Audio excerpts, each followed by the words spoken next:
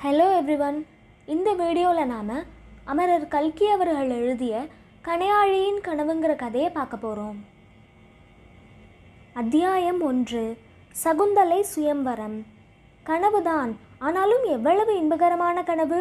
அசோக வனத்தில் இருந்த சீதையிடம் திருசடை தான் கண்ட கனவை கூறி வந்தாள். சீதை மிகவும் மகிழ்ச்சியுடன் அதை கேட்டுக்கொண்டிருந்தாள். கடைசியாக திருசடை ராவணனுடைய மாளிகையிலிருந்து செந்தாமரையால் 1000 முகமுடைய திருவிளக்கை கையில் ஏந்தி கிளம்பி வந்து விபீஷணன் மனையில் புக கண்டேன். ஜானகி, இத்தருணத்தில் நீ என்னை எழுப்பவே கண் விழித்தேன் என்று கூறி முடித்தாள். அப்போது சீதை, அம்மா, மறுபடியும் தூங்கு, அந்த கனவின் குறையையும் கண்டுவிட்டு எனக்கு சொல்லு என்று வேண்டிக் கொண்டாள். இது என்ன, நீர் கூட ராமாயண ஆராய்ச்சியில் இறங்கிவிட்டீரா? இல்லை இல்லை, உதாரணத்துக்காகவே மேற்படி சம்பவத்தை குறிப்பிட்டேன். ரகுராமன் கனவிலிருந்து கண்விழித்ததும் ஏறக்குறைய சீதையை போலவேதான் ஆதங்கப்பட்டான்.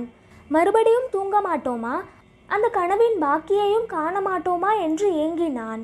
ரகுராமனா? எந்த ரகுராமன்? ஓஹோ, மன்னிக்க வேண்டும், ராமாயணத்தின் கதாநாயகனாகிய ரகுராமன் அல்ல. இவன் கணையாழி கேபி ரகுராமன் BA. கணையாழியா? எந்த கணையாழி? அட உபத்திரவமே, கணையாழி என்றால் அனுமான் ராமனிடமிருந்து வாங்கி சீதையிடம் கொண்டு போய் கொடுத்த கணையாழி அல்ல. இது நான் சொல்ல போகும் கதை நடந்த ஊர். அந்த ஊருக்கு ஏன் கணையாழி என்ற பெயர் வந்ததென்பது வேறு கதை. அதை மற்றொரு சமயம் சொல்லலாம். இப்போது ரகுராமன் கண்ட ரசமான கனவை கூறுகிறேன். சகுந்தலை, இது அவளுடைய உண்மையான பெயர் அல்ல. மற்றொரு ராமாயண பெயர் வந்தால் வாசகர்களால் தாங்க முடியாது என்று பயந்து நான் மாற்றியிட்ட பெயர். சகுந்தலை ஆற்றங்கரை அரச மரத்தின் அடிக்கிளையில் ஏறி உல்லாசமாய் சாய்ந்து கால்களை தொங்கவிட்டு கொண்டு உட்கார்ந்திருக்கிறாள். அவள் வலது கரத்தில் ஒரு பூமாலை தொங்குகிறது. கேபி ரகுராமனும் இன்னும் கணையாழி கிராமத்திலே கதாநாயகர்களாவதற்கு தகுதி வாய்ந்தவர்களாயிருந்த இளைஞர்கள் அனைவரும் அந்த மரத்தடியில் நின்று உட்கார்ந்து கொண்டிருந்தார்கள். தெளிவாய் சொன்னால் தோப்புக்கரணம் போட்டு கொண்டிருந்தார்கள். சிறிது நேரத்திற்கு பிறகு அவர்கள் ஒவ்வொருவராக களைத்து போய் உட்கார தொடங்கினார்கள். 1, 2, 3, 4 உட்கார்ந்து விட்டார்கள். ரகுராமனும் வைத்தியநாதனும் மட்டும்தான் பாக்கி. கடைசியில் வைத்தியநாதனும் தோல்வியுற்று உட்கார்ந்தான். அப்போது மரத்தின் மீதிருந்த சகுந்தலை குயிலினும் யாழினும் இனிய குரலில், ரகுராமனே ஜெயித்தார், அவருக்கே நான் மாலையிடுவேன் என்று சொல்லிக்கொண்டே மரத்தில் இருந்து கீழிறங்கலானாள். அப்போது ரகுராமன் அவளுக்கு கை கொடுத்து இறக்கி விடுவதற்காக துள்ளி குதித்து சென்றான். இத்தகைய ரசமான, ருசிகரமான, நாவிலே ஜலமூற செய்யும்படியான இடத்திலேதான் ரகுராமன் கண் விழித்தது. நிதானித்து பார்த்தான். தான் படுக்கையிலிருந்து எழுந்து தாழ்வாரத்தின் தூணையும் கூரை விட்டத்தையும் பிடித்த வண்ணமாய் நிற்பதை கண்டான். மறுபடியும் படுத்து தூங்கி அந்த கனவின் குறையையும் காண மாட்டோமா என்று அவன் உள்ளம் துடிதுடித்தது. ஆனால் பிறகு தூக்கம் வரவே இல்லை. மனம் எண்ணாததெல்லாம் எண்ணிற்று. இந்த கனவு முதல் நாள் சாயங்காலம் தானும் மற்ற கணையாழி இளைஞர்களும் பேசிக்கொண்டிருந்ததன் பயனே என்பது அவனுக்கு ஞாபகம் வந்தது. முன்னெல்லாம் போல் இக்காலத்தில் சுயம்வரம் ஏன் நடத்தக்கூடாது? நமக்குள் தீரமான காரியம் செய்கிறவன் சகுந்தலையை மனம் புரிவதென்று ஏற்பட்டுவிட்டால் என்றான் கல்யாண சுந்தரம். அப்படி ஏற்படுத்தினால் நீதான் ஜெயிப்பாய் என்ற எண்ணமோ என்றான் ராமமூர்த்தி.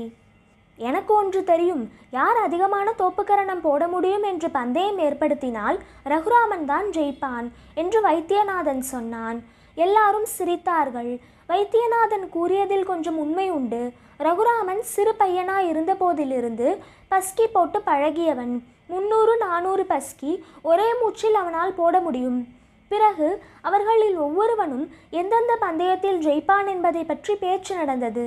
இவ்வாறு தன்னை பரிகாசம் செய்வதற்காக அவர்கள் சொன்னதையே தான் கனவில் செய்ததாக கண்டதை நினைக்க ரகுராமனுக்கு சிறிது நாணமாய் இருந்தது. ஆனாலும் என்ன, மற்றவர்களுக்கு அது தெரிய போவதில்லை. தன் வரையில் மறுபடியும் கண்விழித்தே எழாமல் அந்த கனவு காண்பதிலேயே வாழ்நாள் முழுவதையும் கழித்துவிட மாட்டோமா என்று அவனுக்கு தோன்றியது. கணையாழியில் அன்றிரவு ரகுராமனைப் போல் பந்தயத்தில் மற்றவர்களை தோற்கடித்து சகுந்தலையை மனம் புரிவது சம்பந்தமான கனவு கண்டவர்கள் இன்னும் பலர் உண்டு. வைத்தியநாதன் என்ன கனவு கண்டான் தெரியுமா? அவனும் ராமமூர்த்தி, ரகுராமன் முதலியோரும் வரிசையாக இலைகளுக்கு முன்னால் உட்கார்ந்தார்கள்.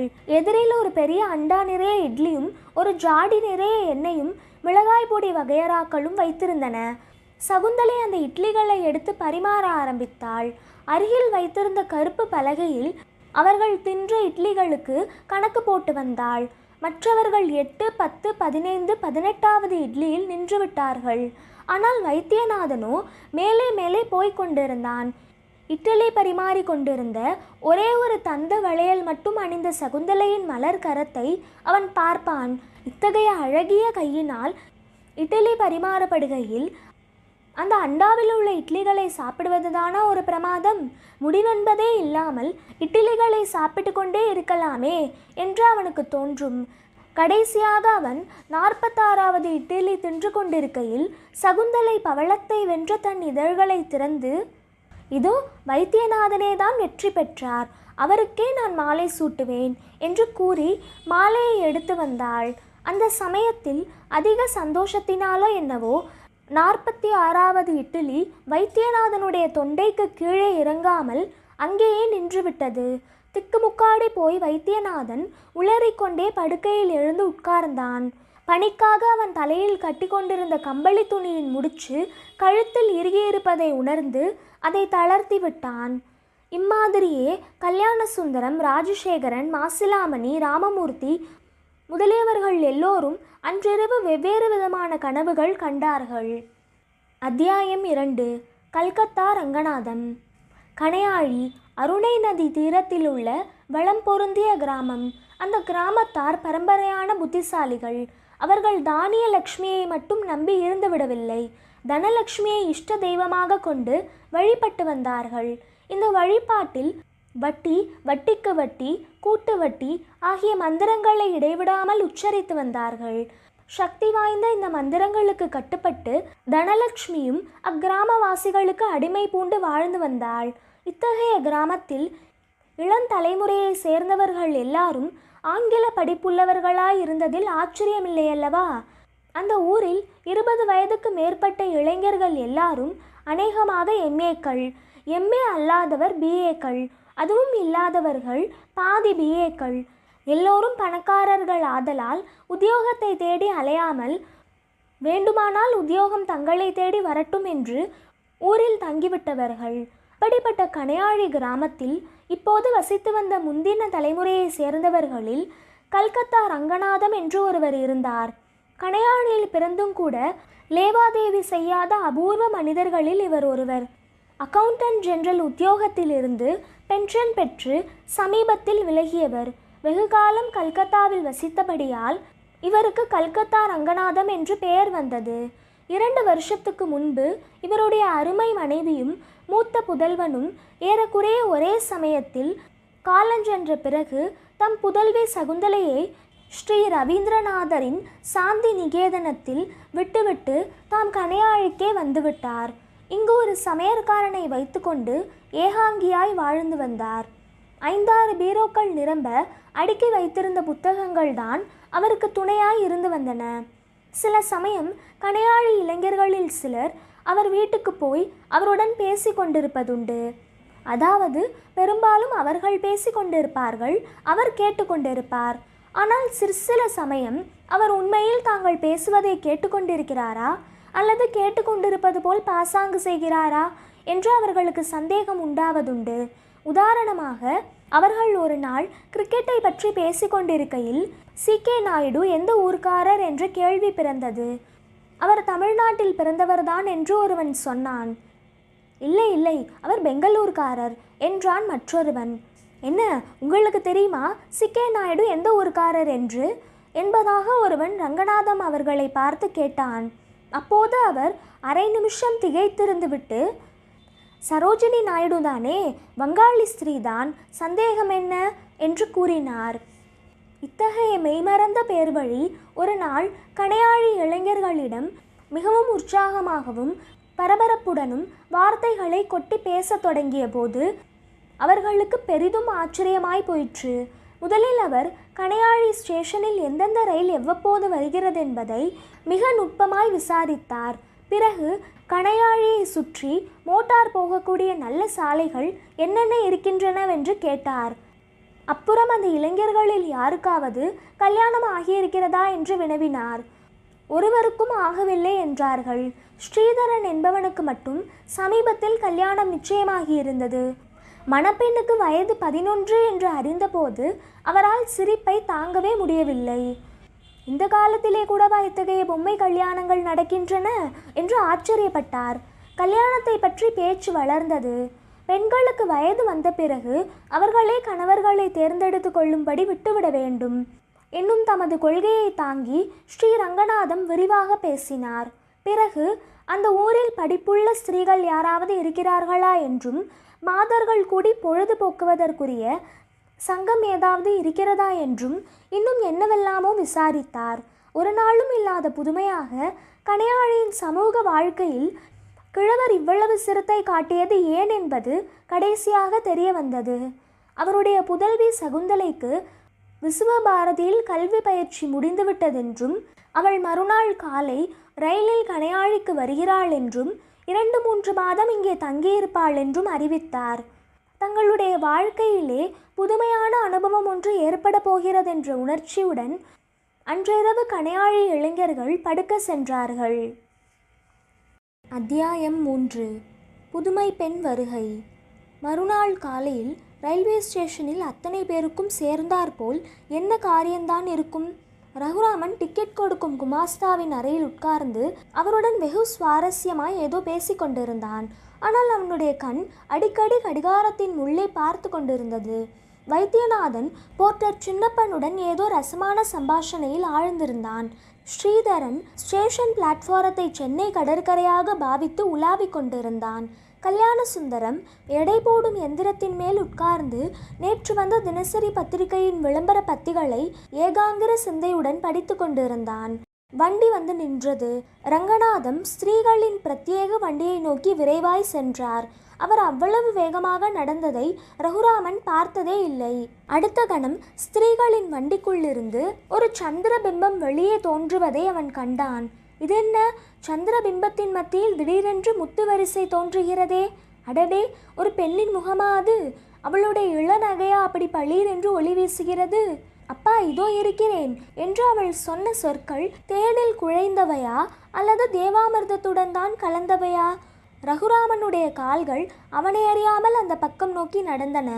சாமான்கள் இறக்கப்பட்டு சகுந்தலை வண்டியிலிருந்து கீழே இறங்குவதற்குள் கணையாழியில் கதாநாயகர்களாவதற்கு தகுதி வாய்ந்த அவ்வளவு இளைஞர்களும் அங்கே சூழ்ந்து விட்டார்கள்.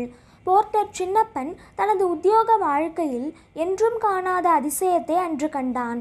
சாதாரணமாய் ஒரு சிறு கைப்பெட்டியை தூக்குவதற்கு கூட தன்னை தேடி பிடிக்கும் வழக்கமுடைய சின்ன எஜமான்கள் எல்லாம் தலைக்கு தலை பெட்டியோ படுக்கையோ வேறு சாமானோ எடுத்துக்கொண்டு போவதை அவன் அன்று பார்த்தான். சாமான்கள் ஏற்றப்பட்டு ரங்கநாதமும் சகுந்தலையும் வண்டியில் ஏறி உட்கார்ந்ததும், சரி, சாயங்காலம் வருகிறோம், மற்ற விஷயங்கள் பேசிக்கொள்ளலாம் என்று வைத்தியநாதன் சொன்னான். சரி, சாயங்காலம் வாருங்கள் என்று ரங்கநாதமும் சொன்னார். ஆனால் வழியில் சகுந்தலை, மற்ற விஷயங்கள் என்ன என்று கேட்டபோது அவர் தமது வழுக்கை மண்டையை சொரிய தொடங்கினார். அன்றைய தினத்து சாயங்காலமானது மத்தியானம் 2 மணிக்கே வந்துவிட்டதாக தோன்றியது. மணி 3 அடிப்பதற்குள் ரகுராமன், வைத்தியநாதன் முதலான 7-8 பேரும் ரங்கநாதம் அவர்களின் வீட்டு கூடத்தில் கூடிவிட்டார்கள். ரங்கநாதமும் அவர்களை எப்போதையும் விட அதிக உற்சாகத்துடன் வரவேற்றார். ஒரு நாளும் இல்லாத திருநாளாக அவர்களுக்கெல்லாம் காஃபி கொண்டு வரும்படி சமையற்காரனுக்கு உத்தரவிட்டார். காஃபியுடன் சகுந்தலையும் வந்தாள். அவள் உட்கார்ந்ததும், நேற்று சொன்னேன் அல்லவா, என்னுடைய பெண் இவள்தான் என்று ரங்கநாதம் கூறினார். காலையிலேயே தெரிந்து கொண்டோம் என்றான் கல்யாண சுந்தரம். காலையில் நீங்களாக அல்லவா தெரிந்து கொண்டீர்கள், இப்போது நான் முறைப்படி அறிமுகப்படுத்தி வைக்கிறேன் என்றார். எனக்கு இவர்களை இன்னார் என்று அறிமுகப்படுத்தவில்லையாப்பா என்றாள் சகுந்தலை. ஆமாம், அதைத்தான் இப்போது செய்ய போகிறேன். இதோ இவர்தான் வைத்தியநாதன் என்றதும் எல்லாரும் கொல்லென்று சிரித்தார்கள். ஏனென்றால் அவரால் சுட்டிக்காட்டப்பட்டவன் பெயர் கல்யாண சுந்தரம். இல்லை, என் பெயர் கல்யாண சுந்தரம், அதோ அவர் பெயர் வைத்தியநாதன் என்றான் கல்யாண சுந்தரம். வைத்தியநாதன் MA என்றான் அவ்வாறு சுட்டிக்காட்டப்பட்டவன். எம்ஏ என்று பரிகாசமாய் சேர்த்ததாக அவனுடைய எண்ணம். சமயத்தில் அதையும் போட்டு வைத்து விடலாம் என்ற உத்தேசமும் உண்டு. அப்பா எப்போதுமே இப்படித்தான். அவருக்கு பெயர் ஊர் ஒன்றும் ஞாபகம் இருப்பதில்லை. ஏனப்பா, என் பெயர் உங்களுக்கு ஞாபகம் இருக்கிறதா என்று சகுந்தலை கேட்டாள். உடனே ஒரு பலமான அதிர்வேட்டு சிரிப்பு கிளம்பிற்று. இதில் ரங்கநாதமும் சமையற்காரனும் கூட கலந்து கொண்டார்கள். ஆனால் ரகுராமன் மட்டும் சிரிக்கவில்லை. காரணம், அரை நாழிகையாக அவன் வேறொரு யோசனையில் ஆழ்ந்திருந்தான். சகுந்தலையிடம் ஏதாவது பேச வேண்டும் என்பது அவனுக்கு எண்ணம். ஆனால் என்னத்தை பேசுவது? கடைசியாக தைரியம் கொண்டு, கல்கத்தாவிலே என்ன விசேஷம் என்று கேட்டுவிட்டான். இந்த 3 வார்த்தைகளை வெளியே கொண்டு வருவதற்குள் அவனுக்கு மூச்சு முட்டிவிடும் போல இருந்தது. கல்கத்தாவிலா? எவ்வளவோ விசேஷம் என்றாள் சகுந்தலை. அப்போது தேசமெங்கும் சுதந்திர இயக்கம் தீவிரமாக நடந்து கொண்டிருந்தது. கல்கத்தாவில் வெகு மும்முரமாயிருந்தது. அது சம்பந்தமான நிகழ்ச்சிகளை சகுந்தலை கூறலானாள். வாயில் ஈ புகுந்தது தெரியவில்லை என்பார்களே, அந்த மாதிரி எல்லாரும் அவ்விவரங்களை கேட்கலாயினர். சாயங்காலம் அவர்கள் வீடு திரும்பி சென்றபோது, பாரதியார் புதுமை பெண் என்று பாடியிருக்கிறாரே, அவள் இவள்தான் போல் இருக்கிறது என்றான் கல்யாண சுந்தரம். அந்த சமயம்தான் முதல் அத்தியாயத்தில் குறிப்பிட்ட சம்பாஷணை அவர்களுக்குள் நடந்தது. அன்றிரவேதான் ரகுராமன், வைத்தியநாதன் முதலியோர் இன்ப கனவுகள் கண்டார்கள். இரவு படுக்கைக்கு போகும் முன் சகுந்தலை ரங்கநாதம் அவர்களிடம், அப்பா, இந்த ஊர் பிள்ளைகள் கொஞ்சம் பைத்தியமாயிருப்பார்கள் போல் இருக்கிறதே என்று சொன்னாள். என்ன பைத்தியம் என்றா சொன்னாய் என்று ரங்கநாதம் கேட்டார். ஆமாம். ரொம்ப சந்தோஷம். அதில் சந்தோஷம் என்ன அப்பா என்று சகுந்தலை சிரித்து கொண்டே கேட்டாள். இல்லை, நான் அவர்களை அசடுகள் என்று நினைத்தேன். நீ பைத்தியம் என்கிறாயே.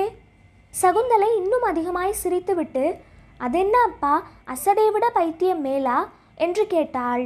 ஆமாம், அசடுகளினால் ஒன்றும் செய்ய முடியாது. ஆனால் பைத்தியங்களினால் ஏதாவது காரியம் செய்ய முடியும். அவர்களை கொண்டு கொஞ்சம் காரியம் செய்விக்கலாம் என்று நினைக்கிறேன். பார்க்கலாம் என்றாள் சகுந்தலை. அத்தியாயம் 4.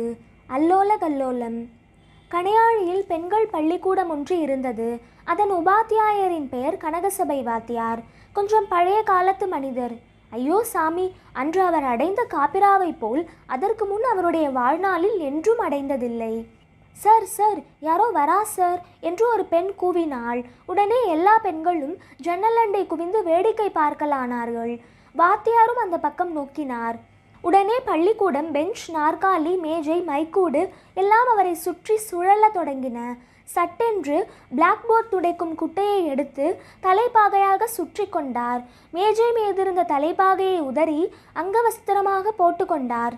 பிறகு நாற்காலி முதுகின் மேல் கிடந்த மேல் வேஷ்டியை எடுத்து அதை என்ன செய்வதென்று தெரியாமல் விழித்தார். இதற்குள் சமீபத்தில் காலடி சத்தம் கேட்கவே அதை மேஜை அறையில் செருகிவிட்டு பெண்களை பார்த்து, சனியன்களே உட்காருங்கள், அவரவர்கள் இடங்களில் உட்காருங்கள் என்று பாம்பு சீறுவது போன்ற குரலில் அதட்டினார். அடுத்த நிமிஷத்தில் ஸ்ரீமதி சகுந்தலா தேவியும் அவளுடைய தகப்பனாரும் பள்ளிக்கூட அறைக்குள் வந்தார்கள். வாத்தியாரே, இவள் என்னுடைய பெண், கல்கத்தாவிலிருந்து வந்திருக்கிறாள். பள்ளிக்கூடத்தை பார்க்க வேண்டும் என்றால் அழைத்து வந்திருக்கிறேன் என்று ரங்கநாதம் கூறினார். வாத்தியாருக்கு இந்த விஷயம் விளங்க சற்று நேரம் பிடித்தது. அவர் பள்ளிக்கூட இன்ஸ்பெக்டர் அம்மாள்தான் திடீர் சோதனைக்கு வந்துவிட்டாள் என்று எண்ணியே அவ்வளவு குழப்பத்துக்குள்ளாகி இருந்தார். இந்த காலத்தில் தான் சின்ன சின்ன பெண்களுக்கெல்லாம் இன்ஸ்பெக்டர்ஸ் உத்தியோகம் கொடுத்து தலை நரைத்த கிழவர்களை மிரட்டுவதற்கென்று அனுப்பிவிடுகிறார்களே. வாத்தியாருடைய கோலத்தை பார்த்து சகுந்தலை புன்னகை செய்து கொண்டு, உங்களுக்கு ஒன்றும் ஆட்சேபமில்லையே என்று கேட்டாள். எதற்கு என்றார் வாத்தியார். தினம் நான் இங்கு வந்து குழந்தைகளுக்கு பாட்டு சொல்லிக் கொடுக்கலாம் என்று நினைக்கிறேன். செய்யலாமல்லவா என்றாள். கனகசபை வாத்தியாருக்கு திடீரென்று பேசும் சக்தி வந்தது. அடடா, இப்படி ஒருவரும் இல்லையே என்றுதானே காத்து கொண்டிருக்கிறேன். இந்த ஊரில் இவ்வளவு பேர் இருக்கிறார்களே, ஒருவராவது இங்கு வந்து எட்டி பார்த்தது கிடையாது. குழந்தைகள் வீட்டில் இருந்தால் தொல்லை என்று பள்ளிக்கூடத்திற்கு அனுப்பிவிடுகிறார்கள். அதுவும் பாதி நாளைக்கு அனுப்புவதில்லை. கணக்கு வரவில்லை, பாட்டு வரவில்லை என்று மட்டும் அடிக்கடி புகார் செய்கிறார்கள் என்று இவ்வாறு வாத்தியார் தம் முறையீட்டை ஆரம்பித்தார். சகுந்தலை 1/4 மணி நேரத்திற்குள் பள்ளிக்கூடத்தில் உள்ள குழந்தைகளிடத்திலெல்லாம் பேசி பெயர், வகுப்பு எல்லாம் விசாரித்து சிநேகிதம் செய்து கொண்டாள். பிறகு ஜண்டா ஊஞ்சா ரஹே ஹமாரா என்னும் ஹிந்தி தேசிய கொடி பாட்டில் 2 அடி சொல்லிக் கொடுத்தாள். பின்னர் நாளைக்கு வருகிறேன் என்று சொல்லிவிட்டு வெளி கிளம்பினாள். சகுந்தலையும் அவள் தகப்பனாரும் திரும்பி வீட்டுக்கு போகையில் கணையாழியின் வீதியில் ஓர் அதிசயமான காட்சியை கண்டார்கள். ஒவ்வொரு வீட்டிலும் உள்ள ஆண்கள் பெண்கள் எல்லோருக்கும் ஏக காலத்தில் வாசல் பக்கத்தில் என்னதான் வேலை இருந்ததோ தெரியவில்லை. புருஷர்களும் கொஞ்சம் வயதான ஸ்திரீகளும் வாசலிலும் திண்ணையிலும் காணப்பட்டனர். இளம் பெண்களோ வீட்டு நடைகளின் கதவிடுக்குகளிலும் காமரா உள்ளின் ஜன்னல் ஓரங்களிலும் நின்று கொண்டு எட்டி எட்டி பார்த்து கொண்டிருந்தார்கள். விஷயம் என்னவென்றால், சகுந்தலையும் அவள் தந்தையும் அந்த ஊர் பெண்கள் பள்ளிக்கூடத்தை பார்க்க போயிருக்கிறார்கள் என்ற செய்தி பரவவே கல்கத்தா பெண்ணை பார்ப்பதற்கென்று அவர்கள் திரும்பி வருவதை எதிர்பார்த்து அவ்வளவு பேரும் காத்து கொண்டிருந்தனர். இவ்வாறு கணையாழி முழுவதும் ஒரே அல்லோல கல்லோலமாக இருந்தது. அத்தியாயம் 5. புரட்சி. சகுந்தலை வந்தது முதல் கணையாழி இளைஞர்களுக்கு கல்கத்தா ரங்கநாதம் வீட்டில் அடிக்கடி ஏதாவது வேலை ஏற்பட்டு கொண்டிருந்தது. அவர்களுக்கு எந்த விஷயத்தில் என்ன சந்தேகம் ஏற்பட்டாலும் அதை தீர்த்து வைக்கக்கூடியவர் அவர் ஒருவரே என்று கருதுவது போல் காணப்பட்டது. ஒரு நாள் எல்லாரும் உட்கார்ந்து பேசிக்கொண்டிருந்த போது சகுந்தலை, இந்த ஊர் எனக்கு பிடிக்கவே இல்லை, ஏன் வந்தோம் என்று இருக்கிறது என்றாள். ரங்கநாதம் சற்று தூக்கி வாரி போட்டவர் போல அவள் முகத்தை பார்த்தார். ஏன் அப்படி சொல்கிறீர்கள்? இந்த ஊரில் என்ன பிடிக்கவில்லை? இந்த ஜில்லாவிலேயே அழகான கிராமம் என்று இதற்கு பெயராயிற்றே என்று கல்யாண சுந்தரம் சொன்னான். ஊர் அழகானதுதான், ஆனால் மனிதர்கள் மோசமானவர்கள். எப்பொழுது பார்த்தாலும் தெருவெல்லாம் அசிங்கம். பள்ளிக்கூடத்துக்கு பக்கத்தில் குப்பை மேடு, கோயிலுக்கு பக்கத்தில் மாட்டுக்கொட்டகை. குடியானவர்கள் தெருப்பக்கம் போகவே முடியவில்லை. அவ்வளவு குப்பையும் நாற்றமும். நேற்று கொஞ்ச தூரம் போய் பார்த்தேன், முடியாமல் திரும்பி வந்து விட்டேன் என்றாள். அப்போது அவள் தந்தை, அதற்கு என்ன அம்மா செய்யலாம்? நம்முடைய ஜாதி வழக்கமே அப்படி. வீதிகளையும் வீட்டு சுற்றுப்புறங்களையும் சுத்தமாய் வைத்திருப்பதற்கு வெள்ளைக்காரர்கள்தான். நமக்கு எப்போதுதான் அந்த வழக்கம் வரப்போகிறதோ தெரியவில்லை என்றார். இந்த நண்பர்கள் எல்லாரும் மனம் வைத்தால் காரியம் ஒரு நிமிஷத்தில் நடந்து விடுகிறது. வேண்டுமானால் சாந்தி நிகேதனத்துக்கு அருகாமையில் உள்ள கிராமங்களுக்கு இப்போது வந்து பாருங்கள், எவ்வளவு சுத்தமாயிருக்கும் தெரியுமா? படித்தவர்களாய் உள்ளவர்கள் கொஞ்ச நாளைக்கு செய்து காட்டினால் மற்றவர்கள் அப்புறம் கிராமத்தை சுத்தமாய் வைத்து கொண்டிருக்க தாங்களே கற்றுக்கொண்டு விடுவார்கள் என்றாள் சகுந்தலை. அது என்ன அதிசயமோ தெரியாது. அடுத்த 2-3 நாட்களுக்குள் கணையாழியின் வீதிகளில் குவிந்து கிடந்த குப்பைகள் எல்லாம் எங்கேதான் போயினவோ? கணையாழி இளைஞர்களுக்கு திடீரென்று கிராம சுகாதாரத்தில் அக்கறை உண்டாகிவிட்டது. வீட்டிற்குள்ளேயும் வெளியிலும் அவர்கள் சுத்தத்தை பற்றியே பேசலானார்கள். அவர்களுடைய முயற்சி கீழ்ஜாதியினரின் தெருக்களில் கூட பலன் தர ஆரம்பித்து விட்டது. கோழிகளும் பன்றிகளும் பேசக்கூடுமானால் அவை தங்களை பட்டினிக்குள்ளாக்கிய கணையாழி இளைஞர்களின் மீது பெரும் புகார் கூறியிருக்கும் என்பதில் சந்தேகமில்லை. உண்மையில் குடியானவர்கள் எல்லாரும் கூட புகார் சொல்ல ஆரம்பித்து விட்டார்கள். சின்ன எஜமான்கள் இப்படி 3 மாதம் வீதி துப்புரவு செய்தால் அடுத்த பசலை சாகுபடிக்கு வயலுக்கு எருக்கூட கிடைக்காது என்று முறையிடத் தொடங்கினார்கள். இவ்வாறு கணையாழியின் சமூக வாழ்க்கையில் ஒவ்வொரு துறையிலும் புரட்சி ஏற்படலாயிற்று. அத்தியாயம் 6. பெருமழை.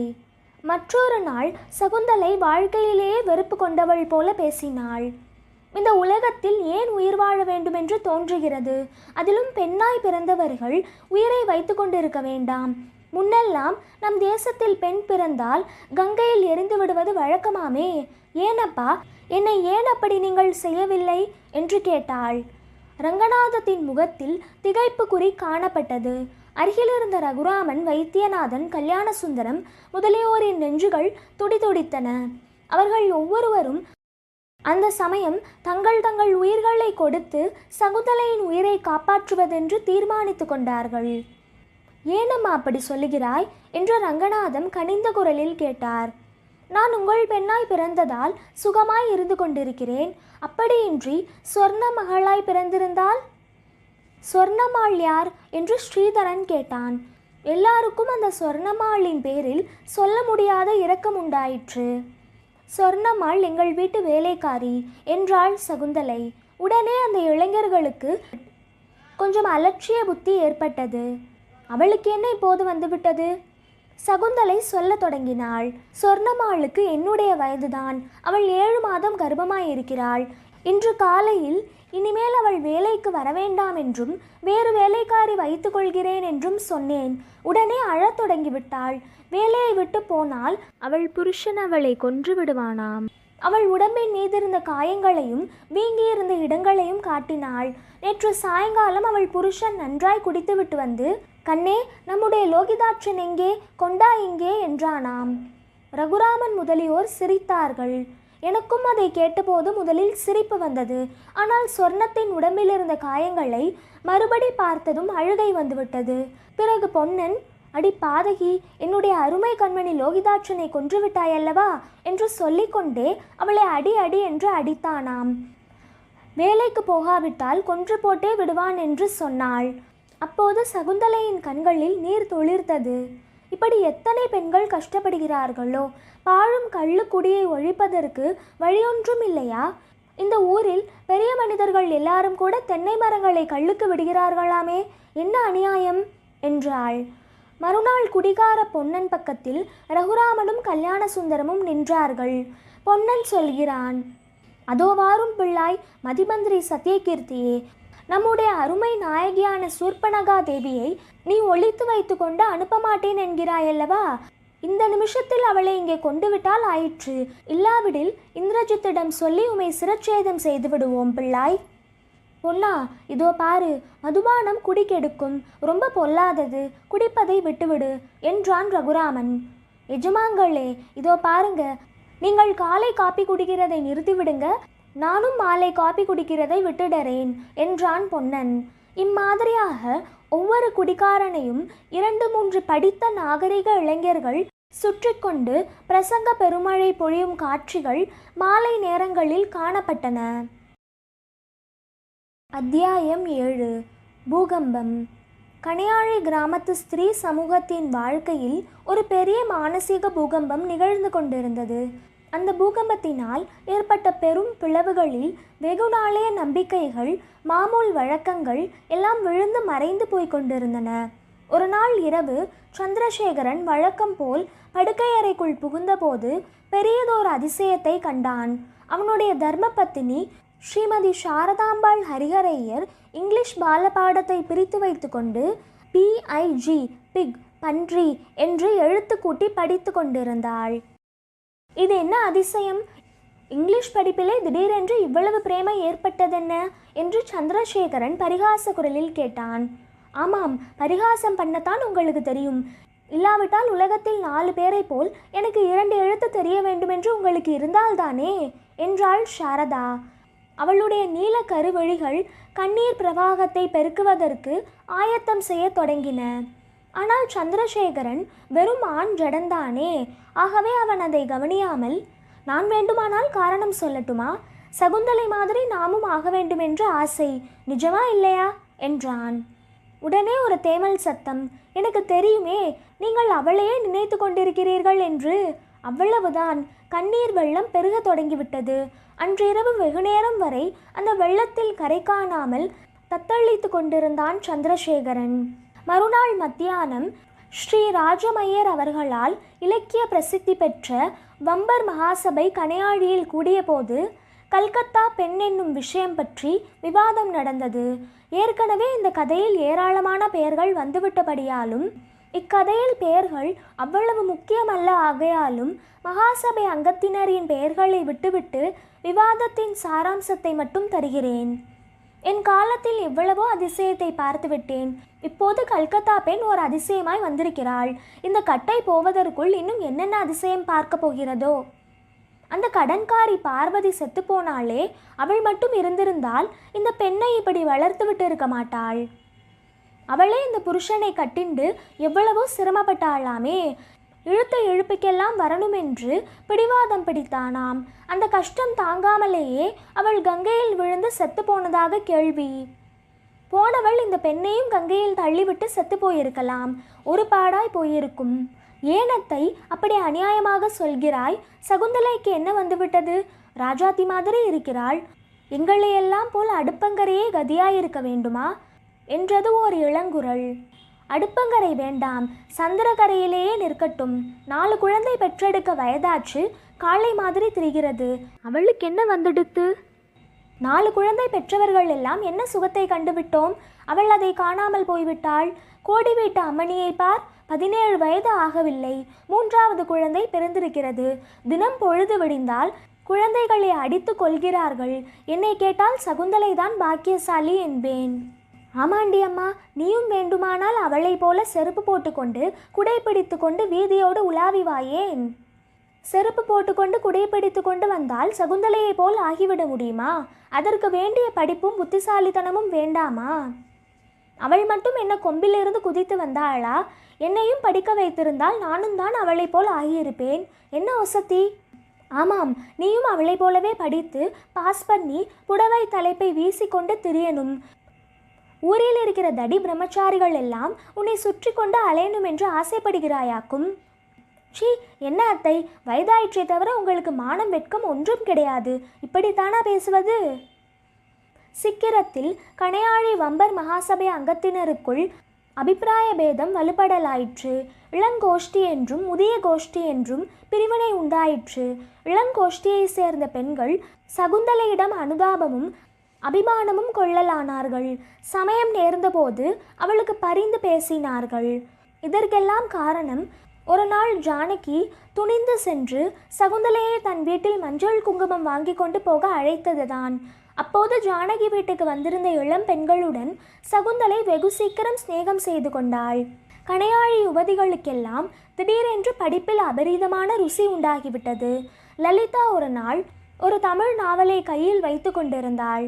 சகுந்தலை, அது என்ன புத்தகம் என்று கேட்டுக்கொண்டே புஸ்தகத்தை வாங்குவதற்கு கையை நீட்டினாள். இது தமிழ், உங்களுக்கு தெரியாது என்றாள் லலிதா. சகுந்தலை சிரித்தாள். அது என்ன, எனக்கு தமிழ் தெரியாது என்று அடித்து விட்டீர்களா?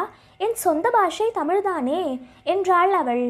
இல்லை, வெகுகாலம் வடக்கேயே இருந்தவளாச்சே, இங்கிலீஷ் தான் தெரியும், தமிழ் படிக்க தெரியாது என்று நினைத்தேன் என்று லலிதா சொன்னாள். அதெல்லாம் இல்லை, வடக்கே இருந்தால்தான் தமிழிலே அபிமானம் அதிகமாக உண்டாகிறது.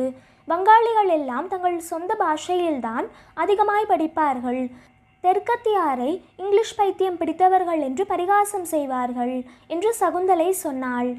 என்ன இருந்தாலும் இங்கிலீஷ் தெரிந்திருந்தால் அது ஒரு வசதிதானே என்றாள் தங்கம்மாள். ஒரு வசதியும் இல்லை. இங்கிலீஷ் வெள்ளைக்காரர்களுடைய பாஷை, தமிழ் நமது சொந்த பாஷை. நம்முடைய பாஷையில் பேசுவதும் படிப்பதும் தான் நமக்கு மேன்மை என்றாள் சகுந்தலை. ஆண்டாளுவின் குழந்தைக்கு ஆண்டு நிறைவு வந்தபோது குழந்தையை மனையில் வைத்து பாடுவதற்கு சகுந்தலையையும் அழைத்திருந்தார்கள். ஊர் பெண்கள் எல்லாரும் அவரவர்களுக்கு தெரிந்திருந்த மருகேலரா, சுஜன ஜீவனா, நகுமோமு, தினமணி வம்ச முதலிய தியாகராஜ கீர்த்தனைகளை பாடினார்கள். ஒருவருக்கும் தமிழ் பாட்டு தெரியாதா என்று சகுந்தலை ஜானகியிடம் கேட்டாள். தமிழில் நலங்கு பாட்டு தான் தெரியும், அது நன்றாயிராது என்றாள் ஜானகி. பாரதி பாட்டு கூட தெரியாதா என்று சகுந்தலை மறுபடியும் கேட்டது லலிதாவின் காதில் விழுந்தது. அவள், ஆஹா, நம்முடைய அலமேலுவுக்கு பாரதி பாட்டு தெரியுமே. அலமேலு, சகுந்தலைக்கு பாரதி பாட்டு கேட்க வேண்டுமாம், உனக்கு தெரியுமே, சொல்லு என்றாள். அலமேலு கொஞ்ச நேரம் கிராக்கி செய்த பிறகு ராஜ விசுவாச லாலா லஜபதியே என்று பாடத் தொடங்கினாள். ராஜ துரோக குற்றத்திற்காக தேச பிரஷ்டம் செய்யப்பட்ட லஜபதி ராய் இங்கே ராஜ விசுவாசியாகிவிட்டாரே என்று எண்ணிய போது சகுந்தலைக்கு தாங்க முடியாத சிரிப்பு வந்தது. ஆயினும் சிரிப்பை அடக்கி கொண்டாள். அலமேலுவை இன்னொரு பாட்டு பாட சொன்னார்கள். அவள் வந்தே மாதரமே மனதிற்கோர் ஆதாரமே என்று ஆரம்பித்து காட்சி கண்காட்சியே, திருவனந்தபுரத்து காட்சி கண்காட்சியே என்று முடிவு செய்தாள். பாரதி பாடியவை அல்லவென்று தெரிவித்தாள். உங்களுக்கு பாரதி பாட்டு தெரியுமா என்று ஜானகி கேட்டாள். எனக்கு தெரியாது, ஆனால் என்னிடம் பாரதி புத்தகம் இருக்கிறது. நீங்கள் என் வீட்டிற்கு வந்தால் நாமே மெட்டு போட்டு பாட கற்றுக்கொள்ளலாம். உங்களுக்கு ஹிந்துஸ்தானி வங்காளி பாட்டுகளும் சொல்லிக் கொடுக்கிறேன் என்றாள் சகுந்தலை. வருவதற்கு இஷ்டந்தான், ஆனால் உங்கள் வீட்டில் ஓயாமல் புருஷ பிள்ளைகள் வருகிறார்களே என்று லலிதா கேட்டாள். வந்தால் உங்களுக்கு என்ன? நீங்கள் ஏன் அவர்களை கண்டு பயப்பட வேண்டும்? அவர்கள்தான் உங்களை கண்டு பயப்படட்டுமே என்றாள் சகுந்தலை. 10-15 தினங்களுக்குள் கணையாழியில் இருந்த இளம் பெண்களில் ஒவ்வொருத்தியும் தனித்தனியே சகுந்தலையை தன்னுடைய பிராண சிநேகிதியாக கருத தொடங்கினாள். அத்தியாயம் 8. புயல். சகுந்தலை கணையாழிக்கு வந்து சுமார் 3 மாதம் ஆயிற்று. அப்போது கணையாழி வாலிபர்களின் மனோநிலைமையை பெரிய புயற்காற்றினால் அலைப்புண்ட தோப்பின் நிலைமைக்கே ஒப்பிடக்கூடும். வாலிபர்களை சொல்ல போவானேன், வயது 40 ஆனவரின் விஷயம் என்ன? ஸ்ரீமான் ராமசுப்பிரமணியம் என்பவரின் மனைவி 2 வருஷங்களுக்கு முன்னர் காலஞ்சென்ற போது அவர் கிருகஸ்தாசிரமம் இனி நமக்கு வேண்டாம் என்று தீர்மானம் செய்து வந்த இடங்களையெல்லாம் தட்டி கொண்டிருந்தார். அவரே இப்போது சகுந்தலையை முன்னிட்டு தமது சங்கல்பத்தை மாற்றிக்கொள்ள தயாராய் இருந்தார் என்றால் அதிகம் சொல்வானேன். அவர் எண்ணியதாவது, சகுந்தலையைப் போல் கல்வி அறிவும் புத்திசாலித்தனமும் உள்ள பெண்ணுக்கு வாழ்க்கை துணையாக தகுதியுள்ள இளைஞன் இந்த தேசத்தில் எங்கே இருக்கிறான்? அதற்கென்ன, சின்ன பயல்கள் கக்கபிக்கே என்று பல்லை இழித்து கொண்டு வேண்டுமானால் நிற்பார்கள். அதை தவிர அவளுடைய அறிவு முதிர்ச்சிக்கு தகுந்தபடி மனமொத்து வாழக்கூடிய கணவன் அவர்களுக்குள் இருக்க முடியாது. ஆகையால் சகுந்தலை சின்ன பையன் யாரையாவது மணந்து கொண்டால் நிச்சயமாக அவளுடைய வாழ்க்கை பாழாகிவிடும். அவளுக்கு தக்க வாழ்க்கை துணையாக கூடியவன் நான் ஒருவன்தான். 40 வயதுக்காரருடைய மனோநிலைமை இதுவானால் 20-25 வயது பிள்ளைகளை பற்றி கேட்க வேண்டுமா? நாள் ஆக ஆக அவர்களுடைய உள்ளத்தில் அடித்து கொண்டிருந்த புயலின் வேகம் அதிகமாகி கொண்டிருந்தது. ஸ்ரீதரன் தனக்கு நிச்சயமாகியிருந்த கல்யாணத்தை தட்டி கழித்து விட்டான். பிஎல் படிக்கும் உத்தேசம் தனக்கு இருப்பதாகவும் நியாயவாதியாக போகிற தான் சட்ட விரோதமாய் 12 வயது பெண்ணை மணக்க சம்மதிக்க முடியாதென்றும் அடுத்த வருஷம் பார்த்து கொள்ளலாம் என்றும் அவன் கூறினான். இதை பற்றி சகுந்தலை அவனை பாராட்டிய போது, வயது வந்த பெண்ணாயிருந்தால் இவ்வருஷமே கல்யாணம் செய்து கொள்வதில் தனக்கு ஆக்ஷேபம் இல்லை என்று குறிப்பாக தெரிவித்தான். குப்புசாமி கல்யாணமாகி 2 வருஷமாய் இல்வாழ்க்கையில் இருப்பவன். அவனுக்கு திடீரென்று இப்போது விவாக பிரிவினை உரிமையில் விசேஷ சிரத்தை உண்டாயிற்று. ஆனாலும் நமது சமூக ஏற்பாடுகள் மகா அநீதியானவை. மனிதன் தவறு செய்வது சகஜம். ஒரு தடவை தவறு செய்துவிட்டால் அப்புறம் பரிகாரமே கிடையாதா? ஏதோ நல்ல நோக்கத்துடன் தான் கல்யாணம் செய்து கொள்கிறோம். அது தவறு என்று தெரிந்த பின் இரு தரப்பிலும் கலந்து தவறை நிவர்த்தி செய்தல் ஏன் கூடாது? இதை நான் புருஷனுடைய சௌகரியத்துக்காக சொல்லவில்லை. புருஷன்தான் எவ்வளவு பேரை வேண்டுமானாலும் கல்யாணம் செய்து கொள்ளலாமே. ஸ்திரீகளுடைய நன்மையை உத்தேசித்துதான் விவாக பிரிவினை முக்கியமாக வேண்டும். இஷ்டமில்லாத பந்தத்தில் அகப்பட்டு கொண்டு வாழ்நாள் முழுவதும் கஷ்டப்படுவதை விட ஒரே அடியாக உயிரை விட்டு விடலாம் என்று அவன் உபன்யாசம் செய்த வண்ணம் இருந்தான். கல்யாணமாகாத கணையாழி பிள்ளைகளுக்கெல்லாம் இரவு பகல் ஒரே சிந்தனைதான். சகுந்தலையை தனிமையாக எப்படி சந்திப்பது? அவளிடம் தங்கள் மனோரதத்தை எப்படி வெளியிடுவது? இதற்கு சந்தர்ப்பம் வாய்த்தல் நாளுக்கு நாள் கஷ்டமாகிவிட்டது. ஸ்ரீமான் ரங்கநாதம் அவர்களின் தோட்ட வீட்டிற்கு இதுவரை கணையாழி இளைஞர்கள் வந்து கொண்டிருந்தது போதாதென்று யுவதிகளும் அடிக்கடி வர தொடங்கினார்கள். அவர்கள் வருவதை பார்த்ததும் இளைஞர்கள் மெதுவாக நழுவி விடுதல் வழக்கமாயிருந்தது. இதை குறித்து சகுந்தலை அவர்களை பரிகசித்தாள். இது என்ன, என்னிடம் உங்களுக்கு இல்லாத பயம் உங்களூர் பெண்களை கண்டதும் உண்டாகிறது என்று கேட்டாள். அவர்கள் பதில் சொல்ல முடியாமல் திகைத்த போது, இருந்தாலும் ரொம்ப அநியாயம் செய்கிறீர்கள்.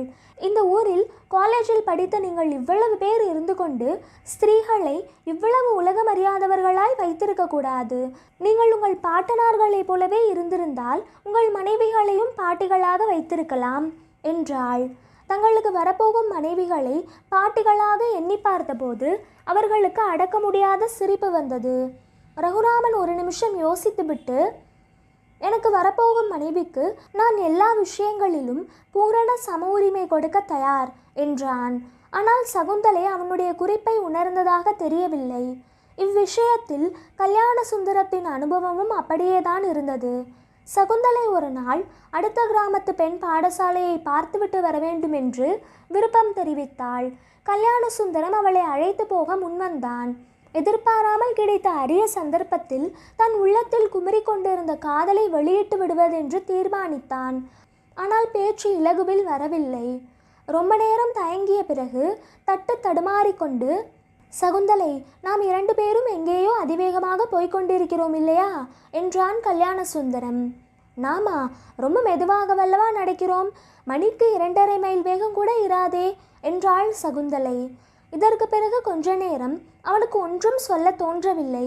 வழியில் ஒரு மரக்கிளையில் ஆணும் பெண்ணுமாய் 2 பட்சிகள் உட்கார்ந்திருப்பதை கண்டதும் ஒரு யோசனை தோன்றிற்று. நாம் இருவரும் 2 பறவைகளாக மாறிவிடக்கூடாதா என்று தோன்றுகிறது. அப்போது உலக கவலை என்பதே இன்றி ஆகாயத்தில் என்றும் ஆனந்தமாய் உலாவி திரிந்து கொண்டிருக்கலாம் அல்லவா என்றான். அதற்கு சகுந்தலை, இப்போதுதான் ஆகாய விமானம் வந்து பறவைகளைப் போல் மனிதனும் பறக்க முடியும் என்று ஏற்பட்டுவிட்டதே, இன்னும் 10 வருஷத்தில் ஆகாய விமானம் சர்வ சாதாரணமாகிவிடும். அப்போது நீங்கள் நான் எல்லோரும் தாராளமாய் பறக்கலாம் என்றாள். கல்யாண சுந்தரம் மௌனக்கடலில் ஆழ்ந்தான். அத்தியாயம் 9. அமைதி. ஒரு நாள் கல்கத்தா ரங்கநாதம் அவர்களின் வீட்டிற்கு ஒரு புதிய விருந்தாளி வந்திருப்பதாக கணையாழியில் செய்தி பரவிற்று. அவரை பார்த்தால் வடக்கத்தியார் மாதிரி இருக்கிறதென்றும் அவரை எதிர்கொண்டு அழைத்து செல்வதற்கு ரங்கநாதமும் அவர் புதல்வியும் ஸ்டேஷனுக்கு போயிருந்தார்கள் என்றும் வந்தவருடன் கைகோத்து கொண்டு சகுந்தலை ஸ்டேஷன் பிளாட்ஃபாரத்தில் நடந்தாள் என்றும் இன்னும் இந்த மாதிரி சில்லறை விவரங்களும் அந்தர தபால் மூலம் பரவின. நல்ல வேளையாக கணையாழிவாசிகளின் உண்மை அறியும் ஆவல் அதிகமாக வளருவதற்கு இடம் ஏற்படவில்லை. ஏனென்றால் ஸ்ரீ ரங்கநாதம் அவ்வூரில் தமக்கு அறிமுகமான இளைஞர்களை எல்லாம் அன்று மாலை ஒரு சிற்றுண்டி விருந்துக்கு அழைத்திருந்தார். எல்லாரும் கூடியதும் அவர் புது விருந்தாளியை சுட்டிக்காட்டி, இவர்தான் சகுந்தலையின் கணவர், பெயர் ஷியாம்பாபு, இவரை உங்களுக்கு அறிமுகம் செய்து வைக்கவே இச்சிறு விருந்துக்கு உங்களை அழைத்தேன் என்றார். இப்படி அறிமுகம் செய்து வைக்கப்பட்டவர் சுமார் 25 வயதுள்ள ஒரு வங்காள இளைஞர். அப்போது அங்கே கூடியிருந்த வாலிபர்கள் எல்லாருடைய மனமும் என்ன நிலை அடைந்திருக்கும் என்று நினைக்கிறீர்கள்? காதல் சாஸ்திர விதிகளின்படி அவர்கள் மனோநிலை எப்படி ஆகியிருக்க வேண்டும் என்பதை நான் அறியேன். உண்மையாக நடந்தது மட்டுமே எனக்கு தெரியும். அவர்கள் உள்ளத்தில் சென்ற 3 மாத காலமாய் அடித்து கொண்டிருந்த பெரும் புயல் திடீரென்று ஓய்ந்து ஆழ்ந்த நிறைந்த அமைதி நிலவலாயிற்று. பரபரப்பெல்லாம் பழைய கதையாய்விட்டது. அன்று காஃபி சாப்பிட்ட போது யாரும் சட்டையில் கொட்டிக்கொள்ளவில்லை. ஷியாம்பாபு கல்கத்தாவில் ஒரு கலாசாலை ஆசிரியர் என்றும் சத்தியாகிரக இயக்கத்தில் ஈடுபட்டு சென்ற 2 வருஷமாய் சிறையில் இருந்தார் என்றும் அவருடைய நெற்றியில் காணப்பட்ட பெரிய காயத்தின் வடு போலீசாரின் தடியடியினால் ஏற்பட்டதென்றும் இப்போது மறுபடியும் கல்கத்தா திரும்பியதும் கலாசாலை ஆசிரியர் பதவியை ஏற்றுக்கொள்ளப் போகிறார் என்றும் சம்பாஷணையின் போது தெரிய வந்தன. உங்களுக்கெல்லாம் நான் பெரிதும் கடமைப்பட்டிருக்கிறேன். இந்த 3 மாதமும் எப்படி போகப் போகிறதோ என்று பயமாய் இருந்தது. உங்களுடைய சிநேகிதத்தினால் எவ்வளவோ சந்தோஷமாயும் உபயோகமாயும் காலம் போயிற்று. 2-3 நாளில் பிரயாணப்பட்டு விடுவோம். தமிழ்நாடு முழுவதும் சுற்றி பார்த்துவிட்டு கல்கத்தா போவதாய் இருக்கிறோம் என்றாள் சகுந்தலை. இதற்கு அடுத்த 4ஆம் நாளன்று கல்கத்தா ரங்கநாதம் அவர்களின் வீடு பூட்டி கிடந்தது. கணையாழியின் வீதிகளில் முன்போல் குப்பைகள் சேரலாயின. கதை முற்றிற்று.